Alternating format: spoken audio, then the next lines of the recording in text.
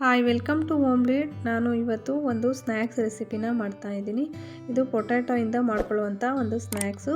ತುಂಬಾ ರುಚಿಯಾಗಿ ಕೂಡ ಇರುತ್ತೆ. ಈಗ ನಾನು ಈ ಸ್ನ್ಯಾಕ್ಸ್ ರೆಸಿಪಿ ಮಾಡೋದಕ್ಕೆ ಏನೇನೆಲ್ಲ ತೊಗೊಂಡಿದ್ದೀನಿ, ಹೇಗೆ ಮಾಡೋದು ಅಂತ ನೋಡೋಣ.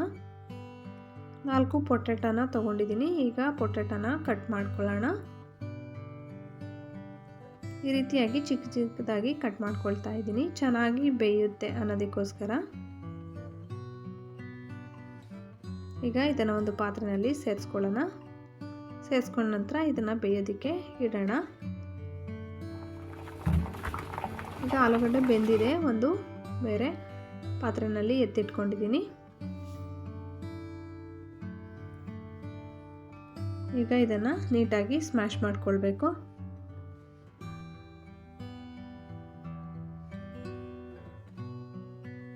ನೋಡಿ, ಈ ರೀತಿಯಾಗಿ ನೀಟಾಗಿ ಸ್ಮ್ಯಾಶ್ ಮಾಡ್ಕೊಂಡಾಗಿದೆ.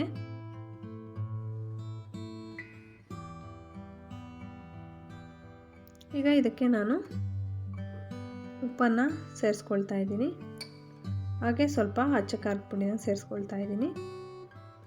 ಹಾಗೆ ಕಾರ್ನ್ಫ್ಲೋರನ್ನು ಸೇರಿಸ್ಕೊಳ್ಳೋಣ. 3 ಸ್ಪೂನ್ ಕಾರ್ನ್ಫ್ಲೋರನ್ನು ಸೇರಿಸ್ಕೊಂಡಿದ್ದೀನಿ ನಾನು. ಕಾರ್ನ್ಫ್ಲೋರ್ ಸೇರಿಸ್ಕೊಂಡ ನಂತರ ಈಗ ಇದನ್ನು ನೀಟಾಗಿ ಮಿಕ್ಸ್ ಮಾಡ್ಕೊಳ್ಳೋಣ.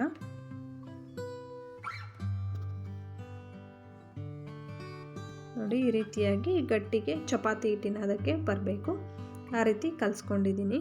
ನಿಮ್ಗೆ ಇನ್ನೂ ಸ್ವಲ್ಪ ಕಾರ್ನ್ಫ್ಲೋರ್ ಏನಾದರೂ ಬೇಕು ಅನಿಸಿದ್ರೆ ಕೂಡ ಹಾಕ್ಕೊಳ್ಬೋದು.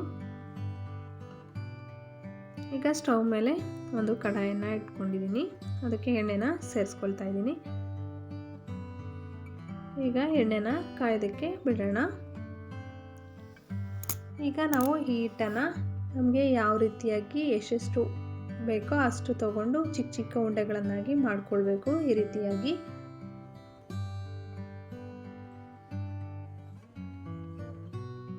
ಇದೇ ರೀತಿಯಾಗಿ ಎಲ್ಲವನ್ನ ಉಂಡೆಗಳನ್ನಾಗಿ ಮಾಡಿಕೊಳ್ಳೋಣ.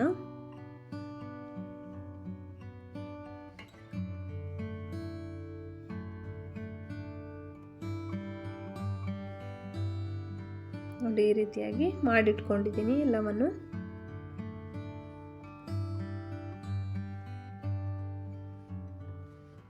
ಈಗ ಎಣ್ಣೆ ಬಿಸಿ ಆಗಿದೆ. ಈಗ ಎಣ್ಣೆಯಲ್ಲಿ ಸೇರಿಸ್ಕೊಳ್ಳೋಣ.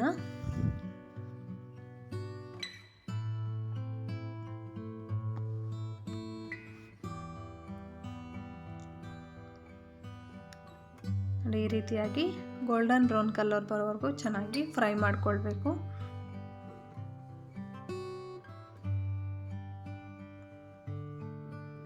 ಈ ರೀತಿಯಾಗಿ ಫ್ರೈ ಆಗಿದೆ. ಈಗ ಇದನ್ನು ಒಂದು ಪ್ಲೇಟಲ್ಲಿ ತೆಕ್ಕೊಳ್ತಾ ಇದ್ದೀನಿ.